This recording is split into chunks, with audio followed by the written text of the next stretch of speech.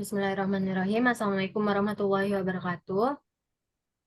Waalaikumsalam warahmatullahi wabarakatuh. Pada kesempatan kali ini, kami dari kelompok 8 akan mempresentasikan hasil diskusi kami yang berjudul Manusia dan Tanggung Jawab. Next slide.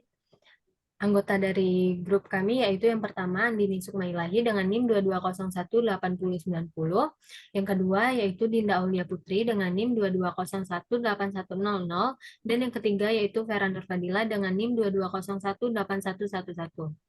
Baik, untuk pemateri pertama akan dijelaskan oleh Dinda Aulia Putri. Kepada Dinda dipersilakan.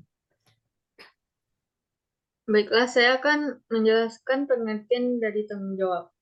Tanggung jawab adalah kesadaran manusia akan tingkah laku atau perbuatannya yang sengaja maupun yang tidak disengaja. Tanggung jawab juga berarti berbuat sebagai perwujudan kesadaran akan kewajibannya. Pengertian tanggung jawab ada berbagai macam, yaitu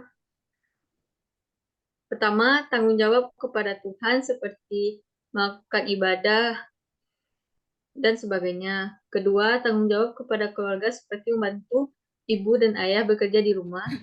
Ketiga, tanggung jawab kepada bangsa dan negara seperti membela negara kita terhadap dari serangan luar. Dan yang terakhir yaitu tanggung jawab kepada masyarakat seperti membantu gotong royong dan sebagainya. Sekian dari saya. Terima kasih. Baik, untuk pemateri selanjutnya akan dijelaskan oleh Andini Sukmailahi. Kepada Andini dipersilakan. Baik, saya akan melanjutkan materi dari Dinda Aulia Putri tentang yang ketiga ada pengabdian.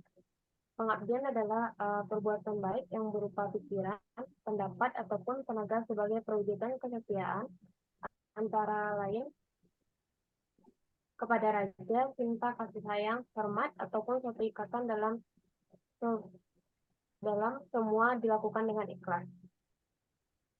Simbolnya pengabdian itu hakikatnya ada rasa tanggung jawab. Apabila kita bekerja keras dari pagi sampai sore hari di beberapa tempat untuk mencukupi kebutuhan rumah tangga kita, itu berarti mengabdi kepada keluarga karena kasih sayang kita kepada keluarga. Next slide.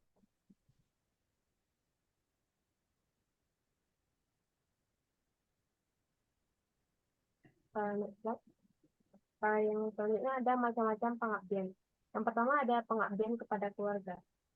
Pengabdian kepada keluarga contohnya itu pengabdian seorang suami kepada anak dan istrinya, ataupun pengabdian anak-anak kepada orang tuanya.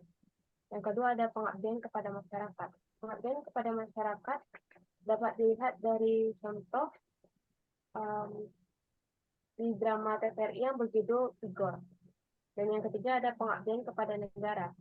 Pengabdian kepada negara dapat dilihat dari contoh roman sejarah Tambora karya Untung Sempani. Dan yang terakhir ada pengabdian kepada Tuhan. Pengabdian kepada Tuhan bisa dengan beribadah ataupun yang lainnya. Selanjutnya ada kesadaran. Kesadaran adalah keinsafan atas perbuatannya. Sadar artinya merasa tahu atau ingat kepada keadaan yang sebenarnya, atau keadaan ingat akan dirinya, ingat kembali dari pingsannya, siuman, bangun dari tidur, ingat, tahu, dan mengerti. Misalnya rakyat telah sadar akan politik. Jadi kesadaran adalah hati yang terbuka atau pikiran yang telah terbuka tentang apa yang telah dikerjakan. Kesadaran moral amat penting untuk diperhatikan orang karena pelanggaran moral dapat berakibat merusakkan nama. Oleh sebab itu, kesadaran moral perlu dijaga oleh setiap individu. Baik, itu saja dari saya. Saya kembalikan kepada moderator. Baik, materi selanjutnya akan dijelaskan oleh saya sendiri, yaitu pengorbanan. Pengorbanan berasal dari kata korban, artinya memberikan secara ikhlas, harta, waktu, tenaga, pikiran, bahkan mungkin nyawa demi nyawa atau ikatannya dengan sesuatu atau demi kesetiaan atau kebenaran. Seperti contohnya, Adi bekerja keras tanpa memperhitungkan lelah karena bila tidak demikian, kebutuhan rumah tangganya tidak akan tercukupi. Itu semua demi cintanya kepada keluarganya. Bekerja keras itu adalah sebuah pengorbanan. Lalu, next slide. Di pengorbanan itu sendiri terdapat macam-macam pengorbanan. Yang pertama yaitu pengorbanan kepada keluarga. Pada hakikatnya manusia hidup berkeluarga, dasar hidup berkeluarga ialah kasih sayang. Seperti contohnya Siti Nurbaya dengan sangat terpaksa atau mau dikawini Datuk Maringgi, seorang laki-laki yang sangat dibencinya demi cintanya kepada ayahnya. Lalu yang kedua, pengorbanan kepada masyarakat. Manusia adalah makhluk sosial karena manusia tidak dapat hidup sendiri dan saling membutuhkan. Seperti contohnya, Dr. Tono aktif sebagai dokter yang baik. Begitu besar pengabdiannya kepada pasien sehingga istrinya merasa diperlakukan sebagai penunggu rumah dan penunggu telepon belaka. Konflik batin terjadi, ketegangan rumah tangga menjadi-jadi sehingga di rumah Dr. Tono tidak betah dan gelisah. Akibatnya pengabdiannya kepada masyarakat, rumah tangganya menjadi korban. Dan yang ketiga, pengorbanan kepada bangsa dan negara. Setiap orang di bumi ini mengakui bahwa manusia merupakan anggota suatu bangsa dan warga negara suatu negara. Semua orang pasti menjadi anggota atau warga dari suatu bangsa atau negara dan mempunyai kewajiban antara lain membela negara. Pembelaan itulah disebut pengorbanan. Yang keempat yaitu pengorbanan karena kebenaran. Ada peribahasa berani karena benar, takut karena salah. Demi kebenaran orang tidak takut menghadapi apapun.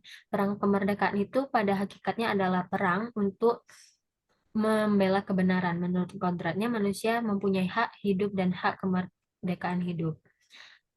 Dalam membela kebenaran ini biasanya banyak korban berjatuhan. Dan yang terakhir yaitu pengorbanan kepada agama. Berkorban kepada agama berarti juga berkorban demi cintanya kepada Allah. Hal ini terjadi karena adanya manusia bukan dengan sendirinya, tetapi ada karena diciptakan oleh Allah. Karena itu wajiblah manusia berkorban demi cintanya kepada agama dan juga kepada penciptanya. Sekian dari saya. Baik, mungkin itu saja.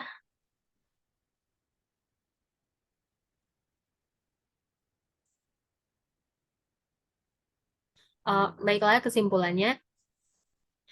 Manusia sering disebut sebagai makhluk yang bebas, artinya bebas menentukan dirinya sendiri, akal budi, dan telah menempatkan manusia dalam kedudukan yang membahagiakan. Sesuai dengan kedudukannya sebagai makhluk individu, makhluk sosial, dan makhluk ciptaan Allah. Tanggung jawab manusia dapat dibedakan atas tanggung jawab terhadap masyarakat dan tanggung jawab terhadap Allah. Baik, itu saja. Baik, itu saja dari kelompok 8. Kurang lebihnya, mohon maaf. Wassalamualaikum warahmatullahi wabarakatuh.